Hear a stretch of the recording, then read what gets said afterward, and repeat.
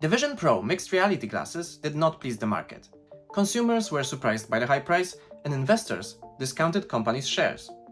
Expectations for the presentation of Apple's new product were exorbitant. Previous launches of the first iPhone, MacBook, or iPad proved to be breakthroughs. Whether Vision Pro goggles, which offer the possibility of interacting with augmented and virtual reality, will also turn out to be such a technology, today it is difficult to judge. But one thing is certain: Apple managed to surprise us once again.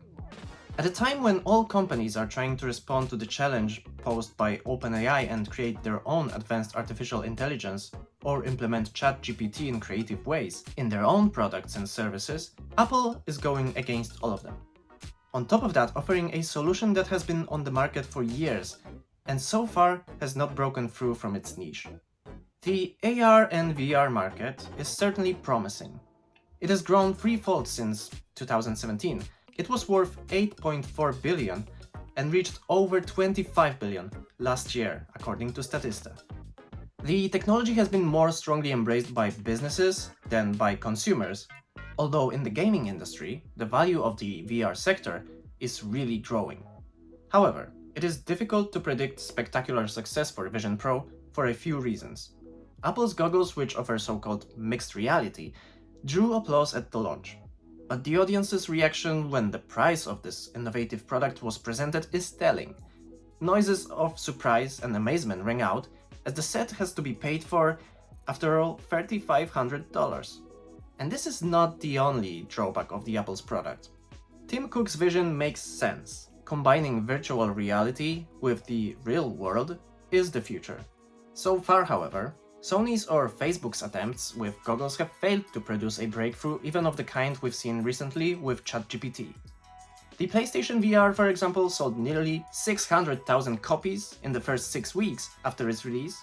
And although this is an 8% improvement over the VR1 model, it is hardly a spectacular success. Meta, on the other hand, will unveil the third installment of its Quest goggles in the fall. Mark Zuckerberg has set his sights firmly on the vision of the virtual world, the so-called metaverse, and is pushing forward with the concept. Although the Reality Labs business brought the Meta conglomerate last year $13.7 billion in losses on VR and AR. So why is Apple making the same mistakes as its rivals? It doesn't seem to be understood by the investors themselves, who were hoping that the Cupertino company would join the AI race.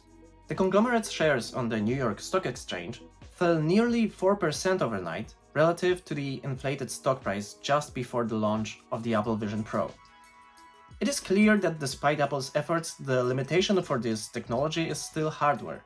After all, when you pay $3,500 for the MR goggles from Apple, you get an uncomfortable and still pretty heavy set that has to be worn on the head and connected to a special battery. As if this discomfort wasn't enough, the battery on single charge will only provide for 2 hours of using this device. Nevertheless, Apple has a track record of overcoming skepticism about new devices.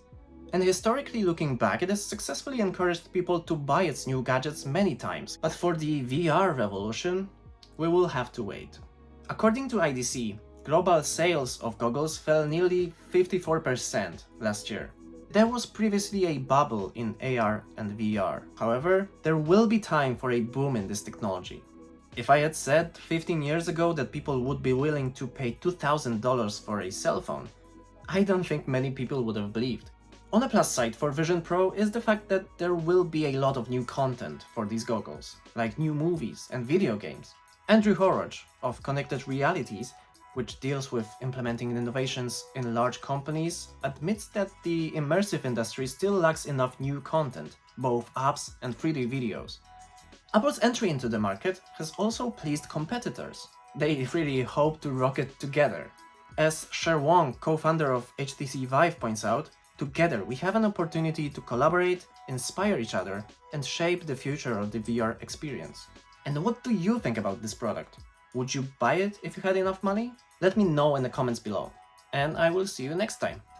Thank you for watching. Bye!